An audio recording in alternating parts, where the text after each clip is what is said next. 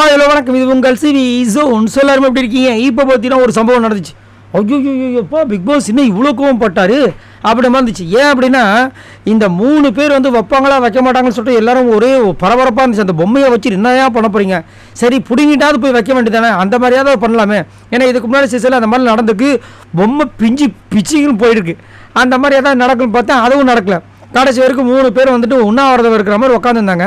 அதுக்கப்புறம் ஜாக்லின் கிட்ட சூப்பராக ஒரு டீலை போட்டாங்க நம்ம மஞ்சரி. சரி, நான் போய் இப்போ ஜாக்லினோட பொம்மையை வச்சிடறேன், ஜாக்லின் எனக்காக நிற்பியா? சத்தியமாக நிற்கிறேன், எவ்வளோ நேரம் ஆனாலும் நிற்கிறேன்டி, நான் பாத்ரூம் போக கூட நிற்பேன்டி, தண்ணி எனக்கு வேணாம், எதுவும் வேணான்னு சொல்லிட்டு நிற்க ஆரம்பிச்சிட்டாங்க. அதுக்கப்புறம் பார்த்தீங்கன்னா இந்த நம்ம அன்ஷிதா தேவையில்லாமல் வந்துட்டு ஒரு கருத்தை வர வச்சாங்க. என்னன்னா, ஒன்றுமே உப்புச்சப்பு இல்லாத ஒரு கருத்து. 50 நாள் முடிஞ்சதுக்கப்புறமா இந்த வீடு வந்துட்டு எல்லாம் ஒன்றாயிட்டோம், இண்டிவிஜுவல் விளையாட போகிறீங்கன்னு ஒரு வார்த்தை சொன்னாங்க பிக் பாஸ். அதனால் அவங்க என்ன சொன்னாங்க, இதுக்கப்புறம் தான் சூப்பரான ஒரு கேமே ஸ்டார்ட் ஆக போகுதுன்ற மாதிரி ஒரு விஷயத்தை வச்சுட்டாங்க. அது வந்துட்டு அன்ஷிதா மனசை வந்து இதுவாகிடுச்சான்.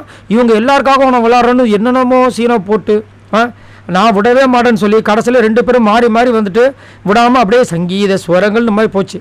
பிக் பாஸ் என்ன பண்ணார், சரி பக்கத்தில் வந்து ஆட்கள் இருந்தாங்கன்னா இவங்க ஏதாவது பேசிட்டு டைம் ஓட்டிடுவாங்க, இவங்களெல்லாம் பிரிக்கணும்னு சொல்லிட்டு என்ன பண்ணுறாரு, எல்லாரையும் உள்ளே அனுப்புறாரு. எல்லாம் வந்து உள்ளே போங்க, திரைகள் மூடப்பட்டுட்டாங்க. கிட்டத்தட்ட ஒரு 2 மணி நேரமாக அப்படி வச்சிருக்காங்க பொழுது காண்டாயிட்டாங்க இவங்க. ஒரு பக்கம் என்ன ஆயிடுச்சு, ஜாக்லின் படுத்து தூங்கியே விட்டார்கள். ஆனால் இந்த பக்கம் அன்ஷிதா உட்காந்துட்டு இருக்காங்க. ஏன்னா அவங்க வந்து சத்தியம் பண்ணிட்டாங்க. அந்த நேரம் பார்த்தீங்கன்னா நாய் குறைக்குது, என்னையா நாய் குறைக்குது அப்படி பார்த்தா தூங்கவும் கூடாதுன்றது அங்கே ஒரு மேட்ரு. அதுக்கப்புறம் அவங்க புரிஞ்சுக்கிட்டாங்க, ஐயோ என்னடா இதுன்னு.